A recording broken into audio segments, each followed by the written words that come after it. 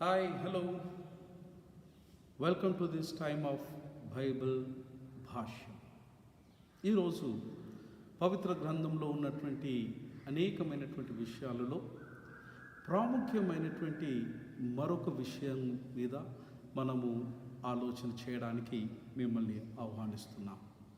పరిశుద్ధ గ్రంథం అంతట్లో కూడా జీవమును గూర్చినటువంటి విషయాన్ని, జీవనమును గూర్చినటువంటి ప్రస్తావనను అనేక మారులు బైబిల్లో ప్రస్తావించబడినది.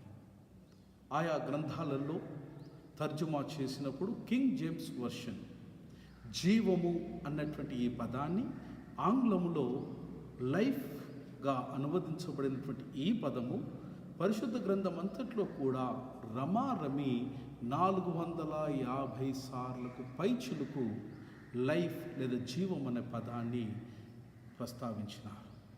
అదే న్యూ ఇంటర్నేషనల్ వర్షన్ తర్జుమాలో జీవం అనేటువంటి తెలుగు పదం ఆంగ్లంలోనికి అనువదించబడినప్పుడు రమారమి 500 పైచిలుకు సార్లు జీవము లేదా లైఫ్ అన్నటువంటి పదాన్ని తర్జుమా చేసి ప్రస్తావించటం గమనార్హం. నేటి మన అభ్యాసంలో జీవము అన్నటువంటి పదమును గూర్చినటువంటి ఆలోచన చేయడానికి మరొకసారి మిమ్మల్ని ఆహ్వానిస్తూ ఉన్నాం. పరిశుద్ధుడైనటువంటి యోహాను తాను వ్రాసినటువంటి పరిశుద్ధమైనటువంటి సువార్తలో 10వ అధ్యాయం 10వ వచనంలో ఈ విధంగా లిఖించినారు. నేను జీవమునిచ్చుటకుగా దానిని సమృద్ధిగా ఇచ్చుటకు వచ్చినాను. I have come that they may have life, may have in abundance. What did Jesus mean when he talks about life? జీవము ఇక్కడ యేసుక్రీస్తు ప్రభువు వారు ప్రస్తావించిన దాని యొక్క అర్థము ఏమై ఉండవచ్చును? నాణ్యత కలిగిన జీవనం గురించి ప్రస్తావిస్తున్నారా, లేదా అనారోగ్యము లేనటువంటి జీవనం గురించి ప్రస్తావిస్తున్నారా, లేదా మెరుగుకరమైనటువంటి జీవన విధానం గురించి ప్రస్తావిస్తున్నారా? ఈ ప్రశ్నలకు మనకు జవాబు కావాలి అనంటే కొన్ని నిమిషాలు క్షుణ్ణంగా జీవము అన్నటువంటి పదాన్ని గూర్చినటువంటి పరిశోధన చేయవలసినటువంటి అవసరత ఎంతైనా ఉన్నది. ప్రథమతః గ్రీకు భాషలో జీవము అన్నటువంటి పదానికి రమారమిగా 3 వేరు పదాల యొక్క ప్రస్తావన పరిశుద్ధ గ్రంథంలో వాడబడటం గమనిస్తాం. జీవం అని ఆంగ్లంలో తర్జుమా చేయబడినటువంటి ఈ పదము బయోస్, సుకే, జోయి అనేటువంటి 3 వేర్వేరు పదాలను నూతన నిబంధన గ్రంథంలో భక్తులు ఆయా సందర్భాన్ని బట్టి వారు ప్రస్తావించినారు. పరిశుద్ధుడైనటువంటి లూకా రాసినటువంటి తన యొక్క శుభవార్తలో 8వ అధ్యాయం 14వ వచనంలో విత్తువానిని గూర్చినటువంటి ఉపమానమును యేసుక్రీస్తు ప్రభుల వారు బోధిస్తూ ఉన్నప్పుడు వాడబడినటువంటి ఆ పదము they were choked by life's worries, riches and pleasures and they do not mature అని ఆంగ్ల అనువాదంలో మనము చూడగలుగుతాం. లూకా అనుసారంగా 8:14లో వాడబడిన జీవము గ్రీకులో ప్రస్తావించబడినటువంటి పదము బయోస్. బయోస్ అనగా శరీరానికి సంబంధించినటువంటిది. బయోస్ అనగా శరీర సౌఖ్యానికి, సుఖానికి సంబంధించినటువంటి భావం కలిగినది. బయోస్ అనగా మానవుని యొక్క జీవితానికి కలిగేటువంటి చింతకు సంబంధించినటువంటిదై ఉన్నది. బయోస్ అనగా మానవుడు సమకూర్చుకునేటువంటి సమృద్ధికి సంబంధించినదై ఉన్నది. బయోస్ అనగా పరిపక్వత లేనటువంటి పరిపరి విధములైనటువంటి పరితాపముల కొరకు మానవుడు చేయు వ్యయ ప్రయాసాల కొరకై సంబంధించినదై ఉన్నది. ఇట్టి అనుభవములో ప్రభుల వారు సెలవిచ్చినట్టు విత్తనము ఇట్టి ముళ్ళ పొదలో పడిన తర్వాత అది ఎదగడానికి ఆస్కారము చాలా తక్కువగా ఉన్నట్టుగా మనం చూస్తాం. రెండవ పదము పవిత్ర గ్రంథంలో వాడబడినది సూకే.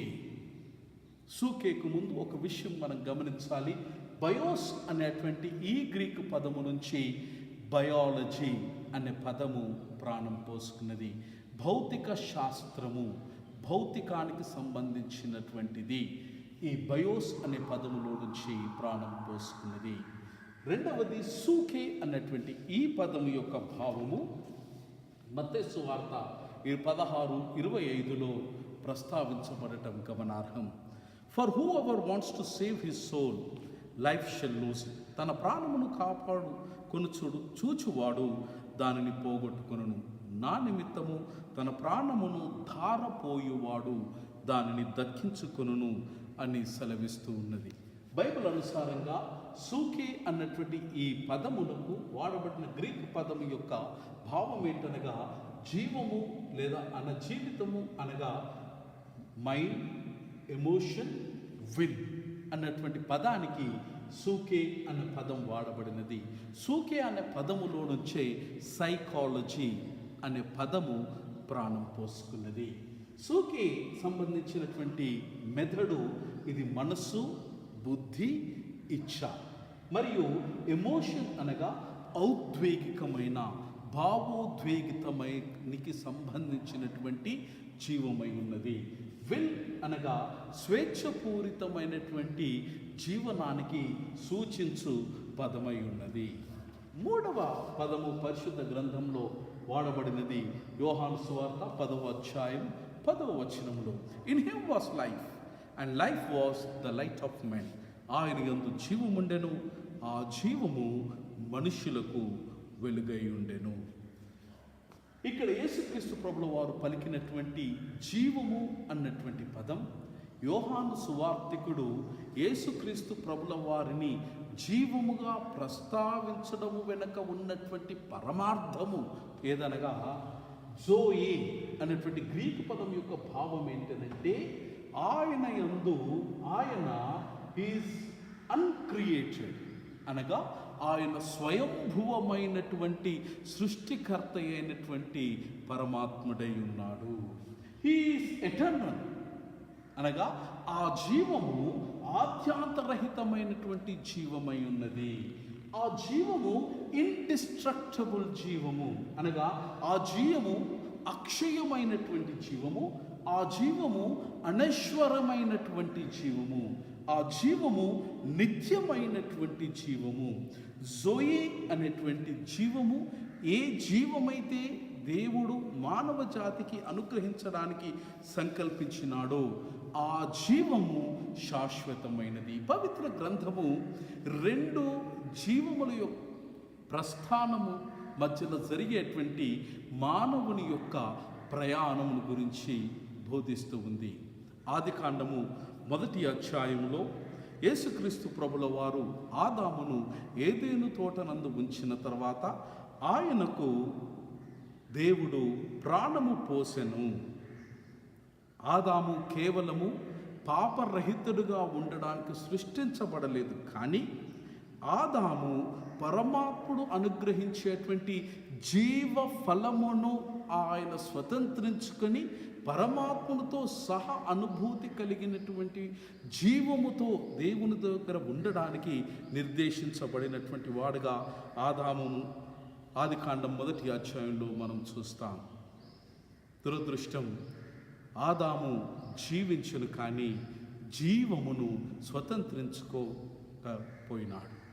తిరిగి పరిశుద్ధ గ్రంథమైన బైబిల్లో చివరి పుస్తకమైన ప్రకటన గ్రంథం 22:14 మరొకసారి జోయే అనేటువంటి పదము ప్రస్తావనతో పరిశుద్ధ గ్రంథము ముగింపబడినది. అక్కడ వాడబడినటువంటి పదం తమ వస్త్రములు శుభ్రముగా క్షాళనము పునరించుకొని వారు ధన్యులు, వారు జీవవృక్షమునకు హక్కు గలవారు అని లిఖించబడినది.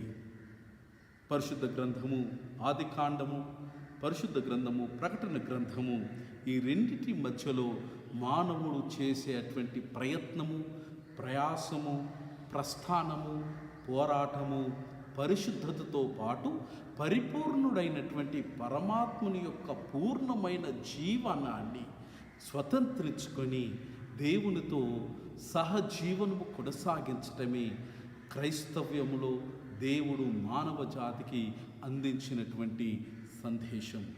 దేవుడు పూర్ణ జీవమైనటువంటి జోయే మనకు సిద్ధింపచేయునుగాక. ఆమేన్.